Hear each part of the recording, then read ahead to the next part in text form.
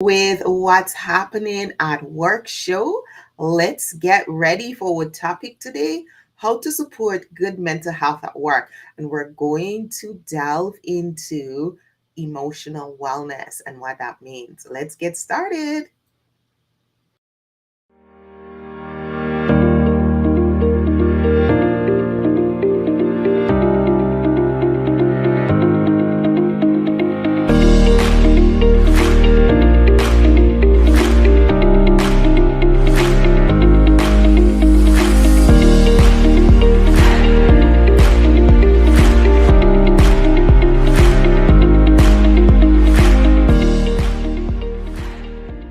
Hello, hello, and welcome. I'm so grateful to have you join me wherever you are on the globe. Thank you for being here and for supporting what's happening at work. This is a conversation. This is something that I do. I will be on here all week because I am going to be talking about how to support good mental health at work. Because, folks, here is what I'm doing. I am every spring I run the emotional wellness cleanse as a way to support good mental health at work. So if you are probably wondering, how do I support good mental health at work? What do I need to do? What what can I do for my employees? What can I do for my team? How can I change things in my workplace? This really is an opportunity for us to have a conversation about that, because there is nothing more important than supporting mental health, especially in a time like now. And people don't have to tell us that they have a mental health issue. We just know that all of us at some point in our life will have a mental health crisis. What will matter is how long it lasts and how severe it is. So it can be on a continuum of having a moment of anxiety or feeling depressed, or that whole continuum, to actually having a full blown attack where you need to be medicated, you need to be hospitalized. And mental health affects us in so many different ways, and everybody responds to it differently. Our bodies, the way we eat, the way we take care of ourselves, all of that has an impact on our good mental health. So today I want to speak specifically about the work that I do. Now, if you've been following me, or you know anything about me, or read my bio or my profile on here on LinkedIn or in Facebook, or those of you who are watching on Twitch or going to watch the replay later, probably on Instagram or YouTube, you will know that one of the things that I do consistently is look at how our interactions impact each other, and it impacts our own mental health and that of those in our workplace. Too often, what I see in the 26 years that I've had the privilege of going into people's workplaces, being invited into your organization, being invited into your workplace experiences with your boss, with your coworkers, with your team, go partnering with you, being alongside you as a coach when you're challenged, when you're going through those difficult situations, seeing you in crisis situation, encouraging and coaching some of you to get help, and to reach out and get medication, or get hospitalized, or get take that stress leave. I have seen and been there and partnered with many of you hundreds of times, and this is something that's very important to me. It's something I'm consistent with. It's something I will always talk about, whether we're talking of it through the lens of DEI, where you're looking at diversity issues, equity issues. We're talking about conflict in the workplace. We're talking about racism. We're talking about exclusion. We're talking about leadership. We're talking about toxicity in the workplace. We talk about poor interpersonal skills. We're talking about the coaching skills we need, the leadership skills we need to help us to maneuver what's going on. Wherever we're having that conversation, it's important to know that this is something that I will always talk about and I will continue to talk about. It's so funny because I have been talking for the last 5 months. I've been working with couples in my church on similar, right? Whether you're working on your intimate relationship or your family relationship, it is so important to recognize that all of that have a rippling effect. And all of us have things in our lives that are detracting from our well-being. The thing is, what's important is identifying it and dealing with it. And that's what we do. Every spring, I run the emotional wellness cleanse. This is a 30-day emotional wellness cleanse. I started doing this, um, I think it was about 2019, 2020. I myself needed to really look at the emotions that I was harboring, what was happening in my life then, what I was doing, and create a switch, a way to magnify my thought processes and how they were playing on my emotions and causing different emotions to show up. And then by doing that, I was able to create something that hundreds of people have participated in, followed along, worked through, and given feedback and said, Joyce, this has been such a great help. This has really helped me. Thank you, thank you, thank you for doing that. So we're doing it again this spring, and I think we're into what, year 3 we're doing it. And we're going through the emotional wellness cleanse. It's a 30-day emotional wellness cleanse. And it's usually, I put it for 1 month, but it really goes to like 6 weeks because we take the weekends out of it because I won't be on the weekends. And what we're doing is over the 5 days of the week, we are releasing one video you will receive. And it's going to look at an emotion or what I call emotional triggers. So we have emotions and we have emotional triggers, or we have what's also known as the accelerator, emotional accelerators.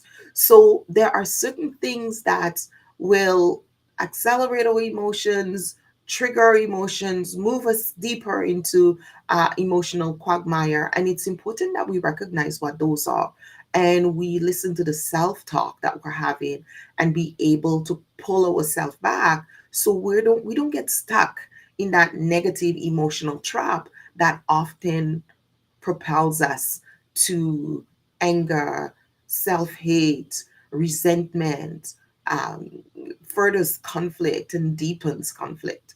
And it's all of us have to do that on our own. That is something we must do.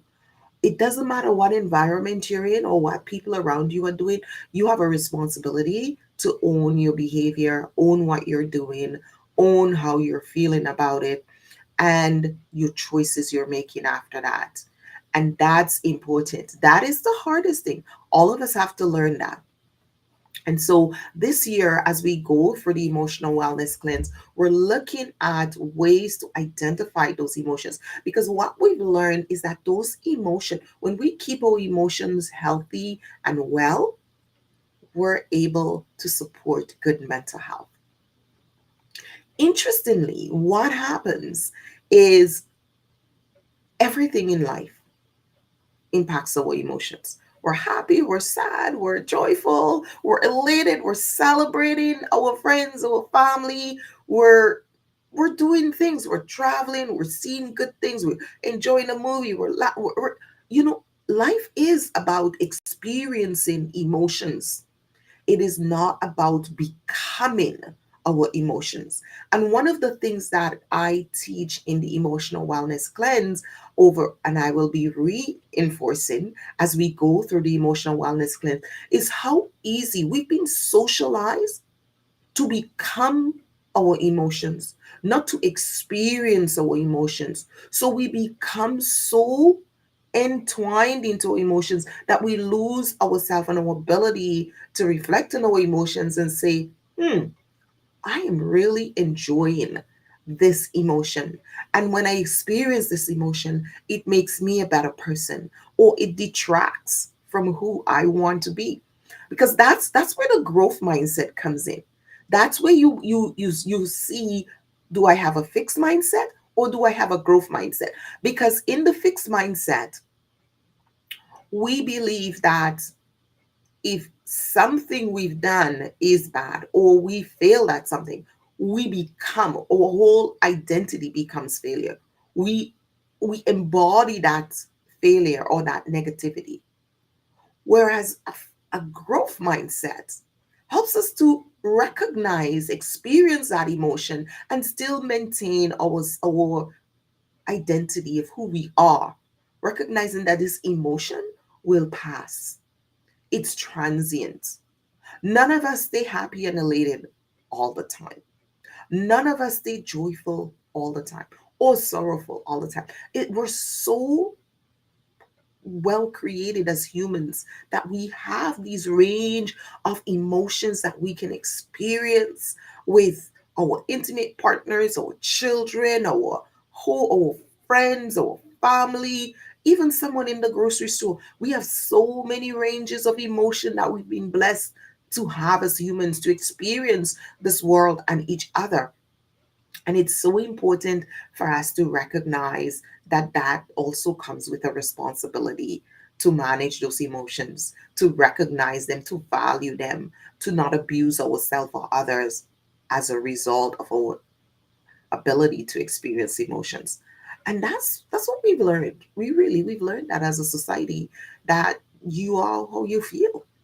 And this is how you feel now, and everybody should enjoy it or suffer. And it shouldn't be that way, because emotions we're being gifted with emotions that we can experience them individually, as well we can share them corporately or with our intimately with our friends and family. So we do have a responsibility to pay attention as to what we do when we experience emotions. How do they help us? Those emotional experiences we have on a daily basis, how are they leading us to become better people, to become more emotionally fluent in our ability to interact and engage with others? That is really what's it about. And sometimes we get confused, just like we do. We forget our purpose here, we forget why we're here, and we get all caught up in those things. So for instance, when you take an emotion like anger, and we've been told to say, I am angry, I am mad, I'm enraged. So when we say that, we become that. We're not taught to say, I'm experiencing feelings of anger. Because when you do that, it actually separates you from the feeling, from the emotion, and it gives you pause. And in that pause, there is time for thought, right? So if we just go feeling, we go feeling to action. But when we have that pause, we have space for thought, for decision making before we make action. So we're better equipped to make more wholesome decisions that it really impacts our life more positively. So this spring, when I'm doing these the cleanse, it's all pre-recorded and it's an on-demand program. But this year I'm adding another element to it, because I am going to be adding excerpts from my book. This is book number 5. This is my 5th book.